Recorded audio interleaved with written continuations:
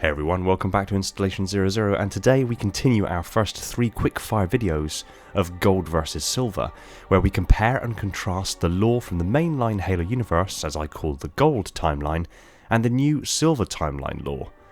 As I'm sure you now know, the UK got episodes 1 to 3 released on the 22nd, with each subsequent episode to be released each Wednesday, so gonna squeeze it in before episode 4 releases. We have to get episodes 1 through 3 of the Halo TV series covered by the Gold vs Silver series, and then move on weekly from there. The first episode is linked in the description, and I have to say, what a fantastic response to my first Gold vs Silver video. I'm really happy to see constructive conversation happening, as well as praise for the handling and the balance of the two timelines. So, as promised, here is the lore of episode 2 in our Gold vs Silver series. Let's kick this off with no waiting around. We kick off with a young, recently augmented John awakening in the Spartan barracks and seeing Soren's bunk is empty. After slipping out of the camp, which looks a little more like a prison, John finds Soren outside of the fence, preparing to run away.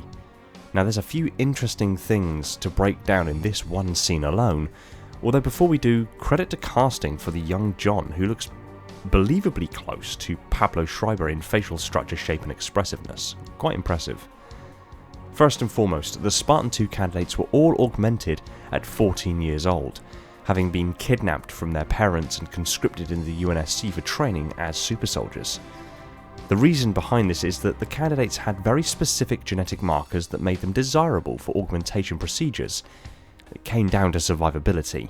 Only those with these genetic markers had the fundamental predisposition to survive the extent of the augmentations given to them, and children had to be augmented because adult bodies were less accepting and adaptable to augmentation, and their minds ultimately less susceptible to indoctrination, a form of mental conditioning to keep them loyal, quiet, and obedient.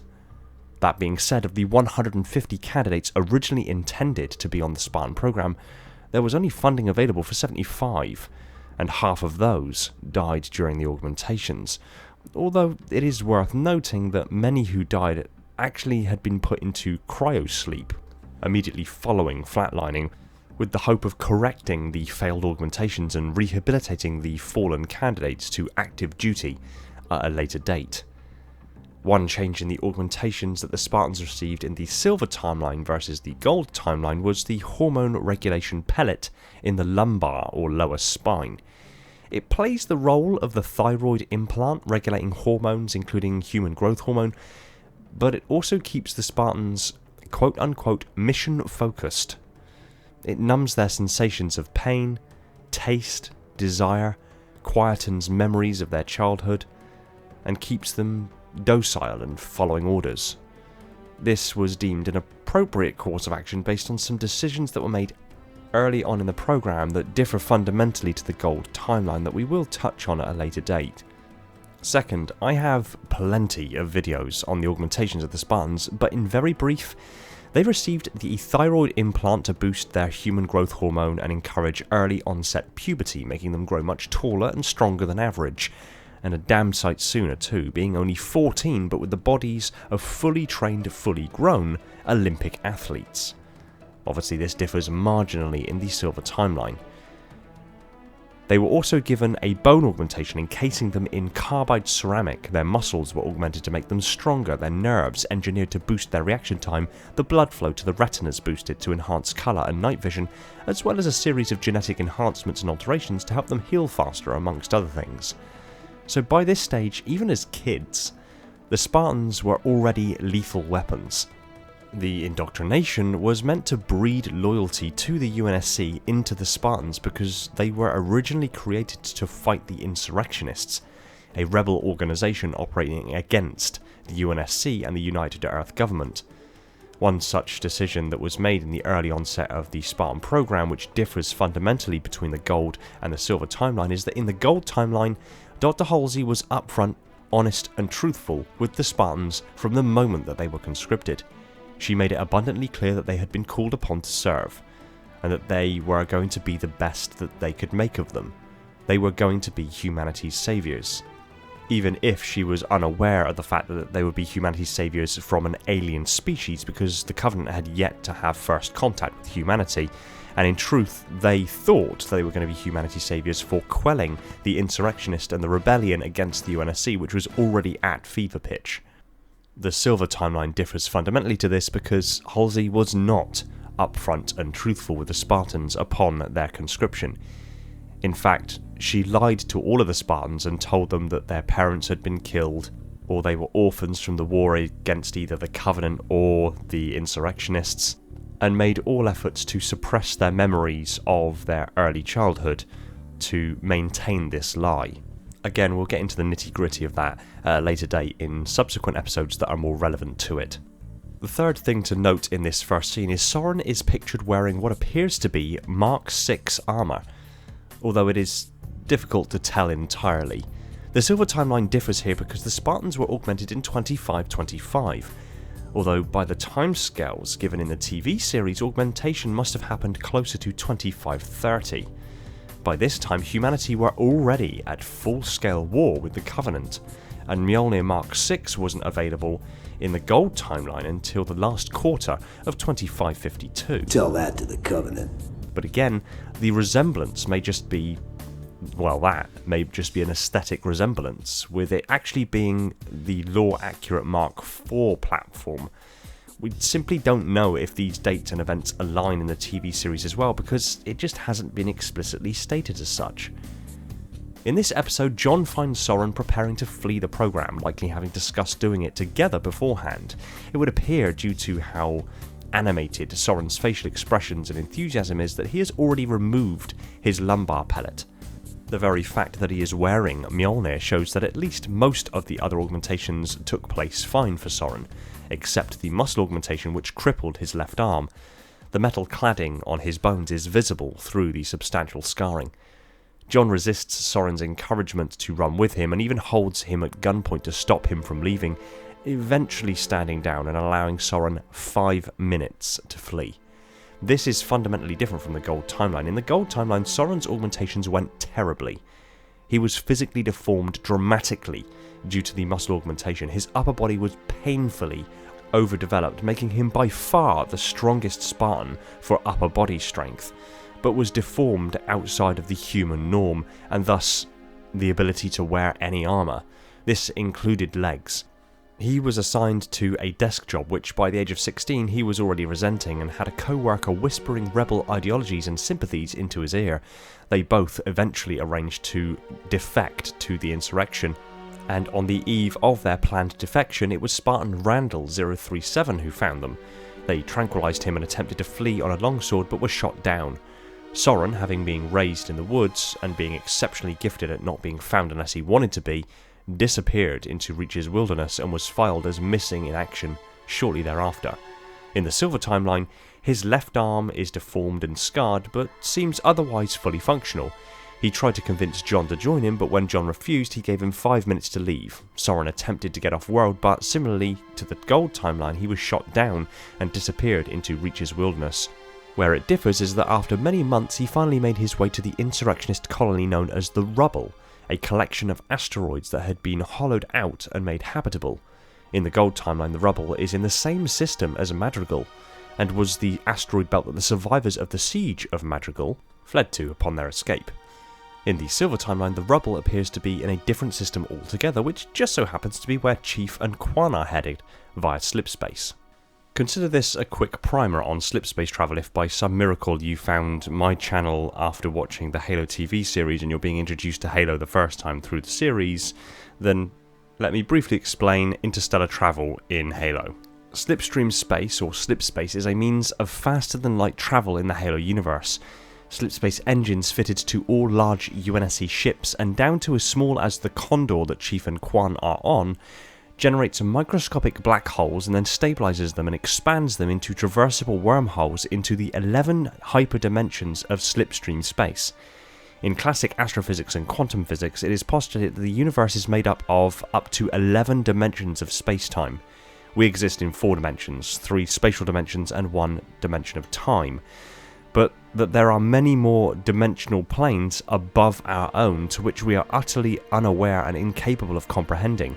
Once the traversable wormhole has been made into these high dimensions, the ship is surrounded in a quantum-stabilized bubble of normal space-time and passed through to these hyperdimensions.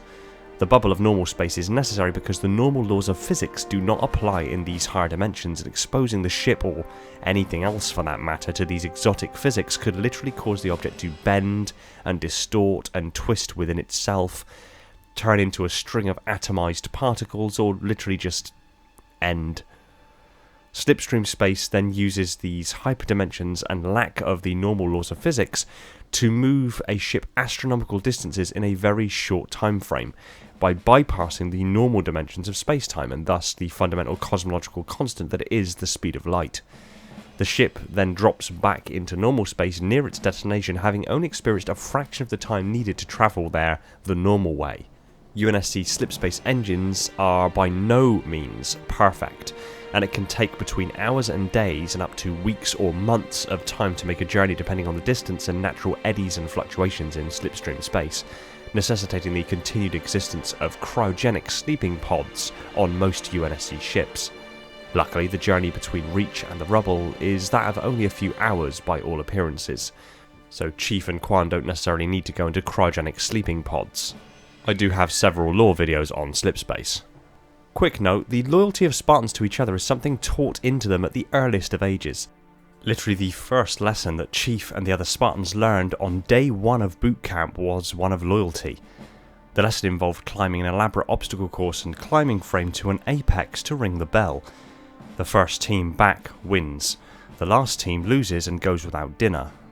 John, who was partnered with Kelly and Sam, ran ahead, made it to the bell first, rang it and crossed the line, proclaiming that he won. Kelly and Sam, unfortunately, now without John's help, got stuck at the back of a long line to ring the bell and crossed the line last, meaning that the team lost. This first lesson drove home the importance of working together and remaining loyal to each other. So Silver Team's loyalty to Chief here, in trusting his actions and going after him to provide assistance, just as they were ready to take on the entire UNSC military when Chief's Condor was grounded in Episode 1 if push came to shove, is just again a demonstration of this early lesson manifest. Chief's piloting skills are impressive, and his enhanced reactions are assisting him to pilot the Condor without overcorrecting too severely. Humans are prone to overcorrection when a vehicle begins to lose control. It's why a small veer in a vehicle can translate quite quickly to wildly swerving left and right until the person either dials it back in or loses all control.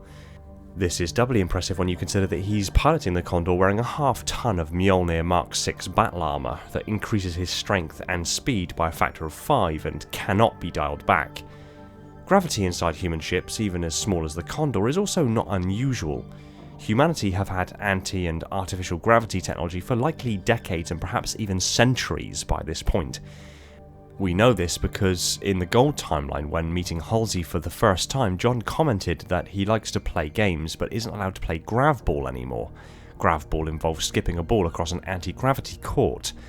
If anti-gravity technology has become so entrenched in human society that they can make kids' games out of it, it's not like this is brand new breakthrough technology.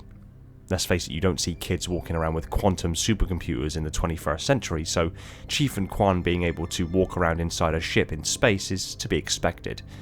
It might also help with some degree of inertial dampening.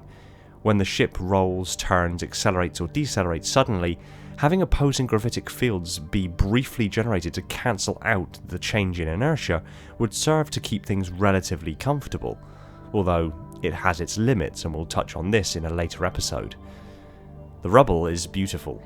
In the Gold timeline, it is occupied by insurrectionists, humans, and Kigyar, otherwise known as the Jackals from the Covenant, because the Jackals are pirates at heart and somewhat see the benefit of working with offshoots of humanity if it means furthering their own goals. Chief's welcome is frosty at best. Spartans, again, have a reputation amongst insurrectionists.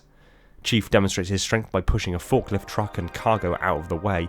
It's nearly impossible to say with any great degree of certainty how much mass is involved in this feat, but it has the desired effect of showing nothing is going to get in his way, enforced by the now boss of the rubble, Soren, telling his men to stand down, and that if John wanted them dead, they'd be dead. Soren here is wearing a torn down version of his original Mjolnir suit. It's worth noting here it's been 22 years since his escape from the UNSC Spartan Training Academy. Mjolnir is powered by a micro-nuclear fusion power plant that generates enough energy to run the suit for 15 years of continued usage. The reactor likely ran out many years ago, and Soren chose to shed many major components of his armour, but kept the chest and a few other components, including the bodysuit, as a form of personal body armour, relying on his augmented Spartan strength and speed to earn him his position and defend himself. We next meet Soren's wife and child. This is interesting for a couple of reasons. First, in the Gold timeline, the Spartan's thyroid pellet implant to release human growth hormone has a side effect of suppressing sexual drive. However, the side effect is not universal, and as such it means that some Spartans likely didn't experience this effect at all. Spartan Maria retired from the UNSC to start a family, only liaising occasionally with the UNSC if needed. Randall ended up stranded and forgotten on a world for years, met a woman and had a family. Second, by definition, the boy is a Spartan 2.1. On the earlier Orion program, of which we know Sergeant Johnson is a member, some of the candidates had children after augmentations, and the children developed with impressive additional capabilities brought about due to one or both of their parents' enhancements and augmentations. If this happened with an earlier precursor to the Spartan program, it is likely it has happened here too, meaning Soren's child is likely superhuman and doesn't actually even realise it yet. Chief is asked to remove his armour. In the Gold timeline, it takes a team of technicians between 30 to 60 minutes to assist a Spartan putting on their armour. Indeed, even the more modular Gen 2 platforms require the armour mounting rigs that we see in Halo 4 and in Episode 1. Here in the Silver timeline, these are apparently the Gen 1 platforms and yet can be taken off and put on with the same mounting rig, so one can only assume the Silver version of Mjolnir is more user serviceable. Indeed, even in the Gold timeline, Kurt-051, who took off his Mjolnir never to put it back on because he trained the Spartan 3s and wanted to demonstrate unity to them, kept his Mjolnir armour in pristine condition and serviced it whenever needed, so it's not outside of the boundaries of imagination that part of the training of Spartans involves looking after one's equipment, including their armour. The next shots in High Charity are more world building and don't really add much to what I've already spoken about in Episode 1. This goes again for the following scenes in Fleet Command where Halsey pitches her idea of Cortana to the board. The lore surrounding Cortana is very interesting, but with an upcoming episode we learn much more about this and the process of making an AI, so I will, for now, save my comments on Cortana and the comparison to the Gold timeline until then. But again, Halsey's manipulation of Synconi would never happen in the Gold timeline. As I've said before, Margaret Parangosky is a powerful person of influence at the head of the Office of Naval Intelligence, the foremost intelligence agency of humanity, and as such could have Halsey disappear, then turn up diced up into inch-sized cubes in a garbage bag and make it look like she did it to herself. Next we meet Vincher. Love the coat. Vincher is not known to the Gold timeline at all, but does somewhat serve my previous point. Vincher is an individual acting as a double agent. He is in the employment of the Office of Naval Intelligence to take over in the power vacuum left by General Jin Ha and the rest of the Ha family, and support his death at the hands of the Covenant, to keep the colony producing deuterium for the UNSC and temper the uprising somewhat to settle things down. But he is also in himself an opportunist. His role becomes more substantial as the episodes progress, and I will bring him up as he does. Back with Chief, and it is highlighted that the chip in his spine has removed his ability to taste. I don't taste anything. What a sorry existence. Never having tasted a juicy steak, a decent 26-year-old single malt Scotch whisky, a beautifully ripe mango, or Ben & Jerry's ice cream. I really feel for him. It's a damn shame. I'm hungry. Next, when Silver Team see that Chief's Condor dropped out of slipspace in an asteroid field, they say it makes no sense, seeming to suggest that the rubble and its location was relatively unknown amongst the wider rank and file of the UNSC, even in 2552. How Soren and John came to learn of it in the Silver timeline in 2530 then is anyone's guess. In the Gold timeline, the UNSC had known about the rubble since 2535. Miranda Keyes' character here demonstrates a great and broad knowledge of many fields. with advancements in shielding, active camouflage and slip space navigation all being due to her research, while Halsey is solely focused on her Spartan program and its directly associated side projects. This is interesting, because in the Gold timeline, Halsey is humanity's greatest mind. She is a genius by all definable standards, and has been suggested as being one of the most intelligent humans to have ever lived, overshadowing even the greatest minds of the modern era. Nikola Tesla, Isaac Newton, Albert Einstein, Stephen Hawking, Johann Goethe and Leonardo da Vinci, to name a few, would pale in comparison to Halsey's intelligence, and given most on this list score above 200 in IQ, she is one of humanity's most valuable assets, although IQ tests are imprecise and controversial as a metric for measuring raw intelligence. Halsey has been responsible for breakthroughs in cloning, artificial intelligence, slip space navigation, human augmentation technology, powered exoskeletons, micronuclear fusion power, ultra-advanced material sciences, energy shielding, was able to understand and reverse engineer Forerunner technology. So Halsey focusing exclusively on the Spartans in the Silver timeline and her daughter Miranda being responsible for a great many other advancements shares the credit across more than one person, as would actually be most likely and believable given the context of humanity at war with an alien threat that are more advanced in every way, and then calling upon humanity's brightest to help narrow that gulf and give humanity the best chance of survival, rather than it almost, although not entirely, riding on just one woman.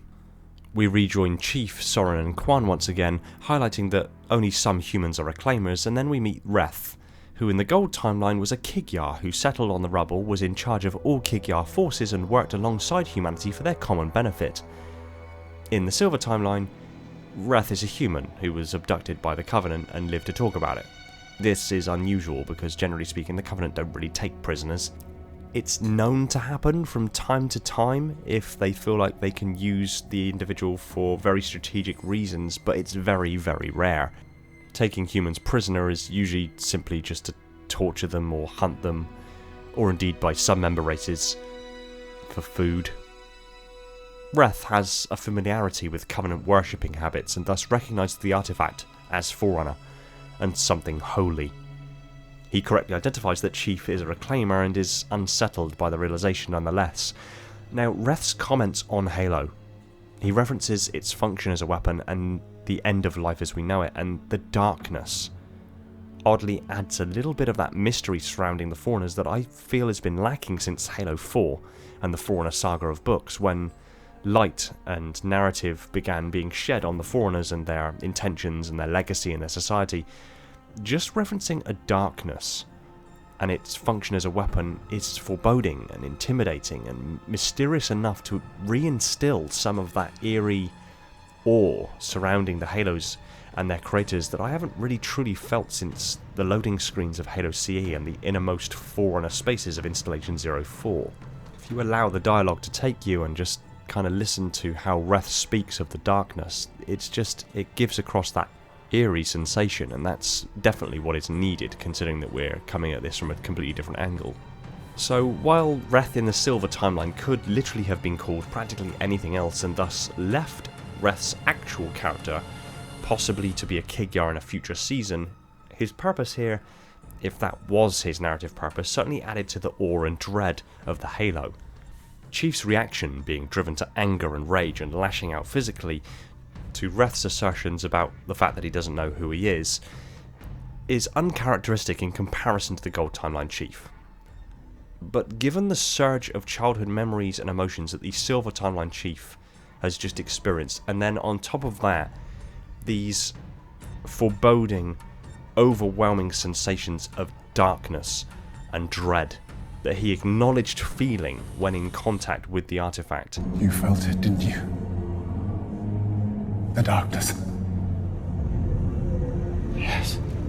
For a person who hasn't really been feeling anything for years, in fact quite likely since he was first augmented at the age of 14, and not even being able to taste things, because it's that pronounced, the numbing effect is that pronounced, suddenly feeling dread and darkness and having his childhood memories resurfacing at the same time, having a pushback reaction to this is somewhat justifiable. but we'll explore that more in some future episodes. The final clips of this episode just wrap the episode up and get us set up for episode 3. So, in comparison between the gold timeline and the silver timeline, that's pretty much my job done. So what do you think about these slightly different augmentation sets? What do you think about Soren's story in being able to move away from the UNSC and become the leader of the rubble? And what are your thoughts on John's visceral reaction to feeling darkness and dread, and his memories from his past due to this implant in the base of his spine? I'd love to hear your thoughts. Thanks for watching, commenting, liking and subscribing. I just want to give a quick shout out to my patrons and YouTube members: Spartan10148, my Metarch; Dylan, FalconX003, Kenwood, Irrefutable Justice, Leon, Neek and Ramiz, my monitors; Alvin, Andrew, Brand, Brian, Cameron, Chris, Darian, Devon, Flaming Halo, Greenblood, Kyle, Legions Lost, Michael, Prophet Bear, Spartan and Wolf, my sub-monitors; my fleet of Strato Sentinels; my diligent enforcers; and all the other awesome people that have jumped aboard to support the channel over at Patreon. Another shout out to Todd Morrison, my Transcendent YouTube member. And just one quick reminder to support us on all major social media channels, including Discord. Much love from 00. Take it easy everyone, and find peace in the domain.